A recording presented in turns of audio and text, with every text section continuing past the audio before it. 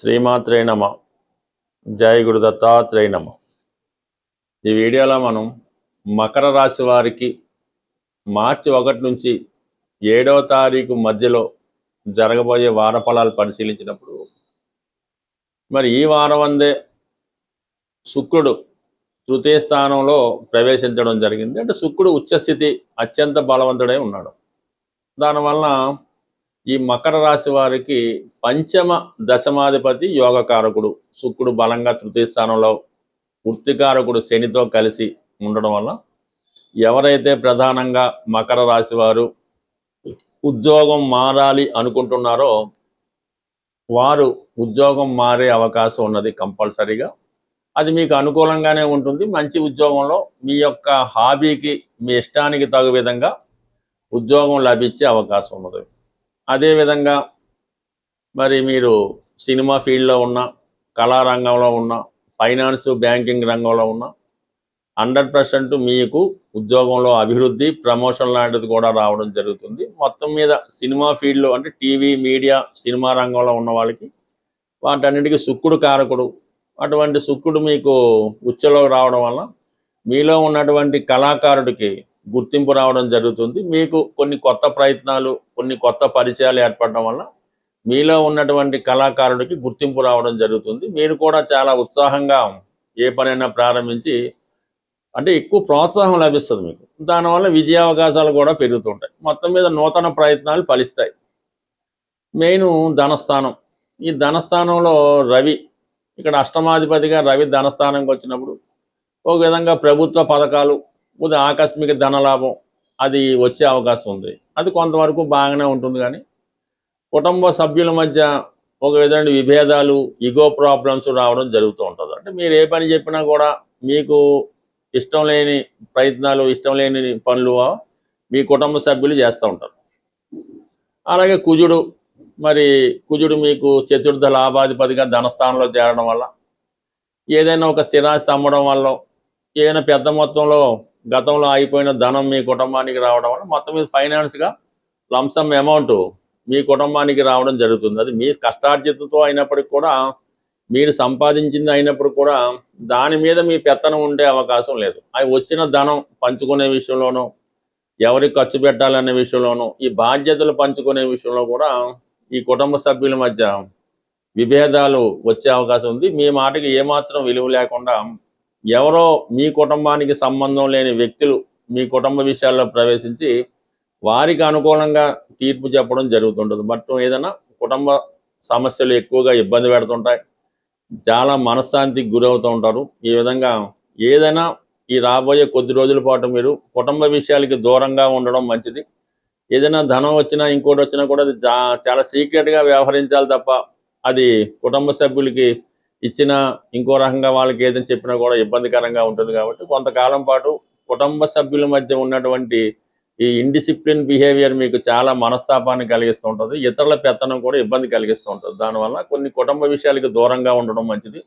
ఏదైనా అవకాశం వస్తే మరి కొద్ది రోజుల పాటు కుటుంబానికి దూరంగా ఉంటేనే మీరు మనశ్శాంతి పొందగలరు, మీరు అనుకున్నటువంటి ప్రయత్నం నెరవేరగలరు. సో ఇది ఈ విధంగా ఉంటే అష్టమంలో కేతుగ్రహ సంచారం కూడా మీకు మీరుగా కొన్ని సంబంధం లేని విషయాల్లో కలగజేసుకొని అనవసర ఇబ్బందులు ఎదుర్కోవడం జరుగుతూ ఉంటుంది. బట్ ఏదైనా కొంత ప్రత్యామ్నాయంగా కొంత ధన నష్టం జరిగే అవకాశం ఉంది. అలాగే మీ కుటుంబంలో ఒకరికి ఏదో ఒక అవకాశం రావడం వల్ల, ఏదో కారణం వల్ల కుటుంబాన్ని వీడి వేరే ప్రాంతానికి వెళ్ళడం కూడా జరిగే అవకాశం ఉంది. మొత్తం మీద ఏదైనా వ్యక్తిగతంగా మీకు అభివృద్ధి బాగున్నప్పటికీ కూడా కుటుంబ సమస్యలు, ఆర్థిక విషయాలు మీకు బాగా ఇబ్బంది పెడతా ఉంటాయి. ప్రతిదీ కూడా నెమ్మదిగా పరిష్కారం అవుతుంది. కొంతకాలం ఓర్పు వస్తే ఎంత పెద్ద సమస్య అయినా పరిష్కారం అవడం జరుగుతూ ఉంటుంది. ప్రధానంగా మనం ఈ వారంలో చంద్రగ్రహణం అన్నది 3వ తారీఖున ఏర్పడడం జరుగుతుంది. విధి విధానంగా అటు కుంభరాశి వారు, అటు సింహరాశి వారే కాకుండా ఇంచుమించుగా ప్రతి రాశి వారు కూడా ఈ గ్రహణ సంబంధించినటువంటి పరిహారాన్ని తప్పకుండా చేయవలసి ఉంటుంది. ఇప్పుడు చంద్రుడికి ఏర్పడుతున్నటువంటి ఈ గ్రహణం వల్ల చాలామందికి మానసిక అశాంతి లాంటిది ఏర్పడడం జరుగుతూ ఉంటుంది. ఏదో ఒక కష్టం జాతకుడికి కలుగుతూ ఉంటుంది. విద్యార్థులు ప్రధానంగా ఈ గ్రహణ నియమాన్ని పాటించి తగు విధంగా పరిహారం చేసుకుంటే విద్యలో బాగా రాణించి రాబోయే ఎగ్జామ్స్లో కంప్లీట్గా మీరు విజయం సాధించడానికి బాగుంటుంది. ఇటు వ్యాపారస్తులు కానీ ఉద్యోగస్తులు కానీ ఎవరైనా మీ యొక్క ఆచార ప్రకారం మీ యొక్క కుల గురువు కానీ మీ పంతులు గారు కానీ మీ ఆస్థాన పండితుడు కానీ అడిగి వారు చెప్పే విధంగా కంప్లీట్గా మీరు ఈ గ్రహణాన్ని విధి విధానంగా పాటించి తగు విధంగా దానం కూడా చేయవలసి ఉంటుంది.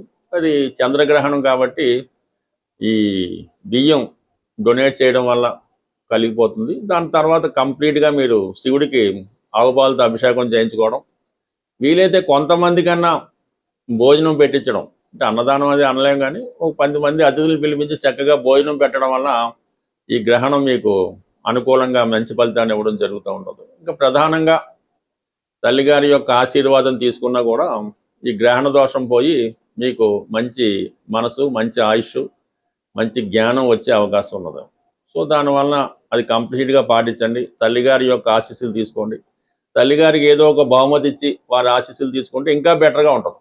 సో దాంతోపాటుగా మన ప్రేక్షకులకి ఒక ముఖ్యమైనటువంటి విన్నపం ఏంటంటే, ప్రతి సంవత్సరం కూడా మా జ్యోతిష విజ్ఞాన కేంద్రం అనే ఒక ఫర్మ్ ద్వారా ఈ జ్యోతిష మహాసభలో నిర్వహించడం జరుగుతూ ఉంటుంది. సుమారుగా ఇది 10వ సంవత్సరం.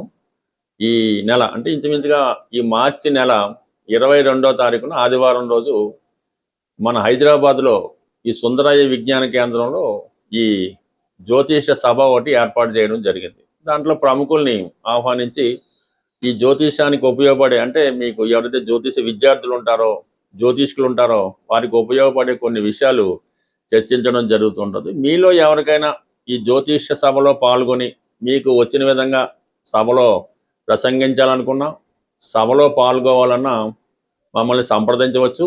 దీనికి ఏ విధమైనటువంటి ఫీజు ఉండదు. మరి సభలో పాల్గొన్న వారికి అన్ని సౌకర్యాలు, అంటే భోజన సౌకర్యాలన్నీ కూడా ఉచితంగానే ఏర్పాటు చేయడం జరుగుతుంది. ఎటువంటి ప్రవేశ రుసుము ఉండదు. కాబట్టి ఎవరైనా మా మీద అభిమానం ఉన్నవాళ్ళు, కొత్త విషయాలను తెలుసుకుందాం అనుకునే వాళ్ళు ఈ నెల 22వ తారీఖు ఆదివారం రోజు జరగబోయే సభకు ముందుగా మీ యొక్క పేర్లు ఇచ్చి మమ్మల్ని ప్రోత్సహిస్తారని ఆశిస్తూ, అలాగే ప్రధానంగా ఈ వారం నుంచి శుక్రుడు ఉచ్చస్థితిలోకి వచ్చి మరి కొన్ని రాసుల వారికి మాలవ్య మహాపురుష యోగం అనే యోగం ఏర్పడింది. శుక్రుడు బలంగా ఉన్నప్పుడు మరి లక్ష్మీదేవిని ఆరాధించడం వల్ల, పూజించడం వల్ల మనకి తొందరగా అమ్మవారి ఫలితం ఇవ్వడం జరుగుతూ ఉంటుంది. అందువల్ల ఏంటంటే ఈ సమయంలో మీరు ఈ రాబోయే ఈ మార్చి 1వ తారీఖు నుంచి 25వ తారీఖు మధ్యలో కనీసం ఒక 18 రోజులు పెట్టుకొని ప్రతిరోజు కూడా విధి విధానంగా లక్ష్మీ అమ్మవారిని, అంటే మీరు ఏ రూపంలో అమ్మవారిని ప్రసన్నం చేసుకున్నా పూజించినా పర్వాలేదు, కలవ పువ్వులతో అమ్మవారిని ఏదో ఒక శుక్రవారం రోజు కానీ మంగళవారం కానీ ఏ రోజైనా కలవ పువ్వులతో అమ్మవారిని అలంకరించి వీలైతే ఈ ప్రతిరోజు కూడా, అంటే ఈ శుక్రుడు ఉచ్చలో ఉన్న రోజులు కూడా శ్రీ సూక్తం కానీ, లక్ష్మీ స్తోత్రం కానీ, కనకదార స్తోత్రం కానీ పారాయణ చేస్తూ కంప్లీట్గా మీరు ఈ విధానం పాటించడం వల్ల, అలాగే ఏదైనా అమ్మవారి ఆలయంలో అమ్మవారి కలవ పువ్వులతో అర్చన చేయడం, దానివల్ల ఏంటంటే మీకు అమ్మవారు తొందరగా అనుగ్రహించడం జరుగుతూ ఉంటుంది. సాధారణంగా మీకు ఈ దేవతలు ఫోటోలు అవి చూసినప్పుడు కొంతమంది చేతిలో ఈ కలవ పువ్వు ఉండడం జరుగుతూ ఉంటుంది. సూర్య భగవానికి ఉంటుంది, లక్ష్మీ అమ్మవారికి ఎలా ఉంటుంది, కొంతమందికి అది సింబాలిక్గా పెడుతుంటారు. ఎవరి చేతిలో ఈ కలవ పువ్వు ఉన్నట్టు ఆ చిత్రపటం లేదంటే ఆ దేవతామూర్తి ఉంటుందో వారు మీకు ధనాన్ని ఇవ్వడానికి రెడీగా ఉంటారన్నమాట. అందుకే ఆ సింబల్ అక్కడ పెట్టడం జరుగుతూ ఉంటుంది. అందువల్ల ఏంటంటే మీరు కలవ పువ్వులతో అమ్మవారిని పూజించడం వల్ల, తేనె నైవేద్యంగా పెట్టడం వల్ల, ఈ ప్రసాదం అది అమ్మవారిని పెట్టినప్పుడు వెండి పాత్రల్లో పెట్టవలసి ఉంటుంది. ఎక్కువ మంది ఏంటంటే స్టీలు పాత్రల్లో పెట్టడం అన్నటువంటిది అది చాలా పొరపాటు. తెలియచేయడం వల్ల తప్పు లేదు, కానీ ఎట్టి పరిస్థితుల్లో కూడా దైవ ఆరాధనకి ఇనప సంబంధించింది, స్టీలు సంబంధించింది ఎట్టి పరిస్థితుల్లో కూడా వాడకుండా ఉంటేనే మంచిది. సాధ్యమైనంత వరకు అమ్మవారి యొక్క నైవేద్యాలు కానీ ప్రసాదాలు కానీ అరిటాకులో పెడితే ఉత్తమం, లేదు వెండి ప్లేట్లో పెడితే మరింత ఉత్తమం.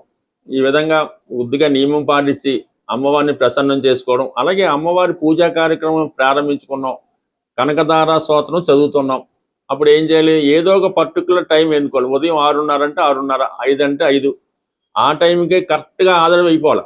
ఆ టైంకి చేస్తేనే మీకు ఆ ఫలితం శీఘ్రంగా తొందరగా రావడం జరుగుతూ ఉంటుంది. ఒకరోజు 6 గంటలకి, ఓ రోజు 9 గంటలకి, ఓ రోజు సాయంకాలం, ఈ విధంగా చేయడం వల్ల మీరు 1,00,000 రోజులు చేసినా సరే ఆ ఫలితం అన్నది మీకు రాదు. ప్రధానంగా మీరు అమ్మవారికి సంబంధించినటువంటి ఏ స్తోత్రం పారాయణ చేసినా ముందుగా అది చక్కగా విని దాని తాలూకా అర్థం పూర్తిగా తెలుసుకొని అది చదవడం వల్ల, పారాయణ చేయడం వల్ల ఆ ఫలితం మీకు తొందరగా వస్తుంది. అది మీకు తెలిసిపోతూ ఉంటుంది. మీరు ఒక్కొక్క వాడు చదువుతుంటే ఆ స్తోత్రం పూర్తయ్యే లోపల అది మీకు ఎటువంటి అనుభవిస్తున్నది మీరు ప్రత్యక్షంగా దాన్ని అనుభవించడం జరుగుతూ ఉంటుంది. ఎప్పుడది దాని యొక్క పూర్తి అర్థం తెలిసినప్పుడు అది మనకుగా భావించి మీకు తెలుస్తూ ఉంటుంది. అది పూర్తిగా భక్తిలో సంపూర్ణంగా చేసిన వాళ్ళకి అర్థమవుతూ ఉంటుంది అన్నమాట. అందుకని ఈ విధంగా దాదాప్యం చెందుతూ శరణాగతి చెంది అమ్మవారి పాదాలు పట్టుకొని ఒక్కసారి చేసినా కూడా మీకు 1,000 సార్లు చదివిన ఫలితం అన్నది తప్పకుండా కలుగుతుంది. ఇందులో శ్రద్ధ అన్నది వెరీ వెరీ వెరీ ఇంపార్టెంట్. స్వస్తి.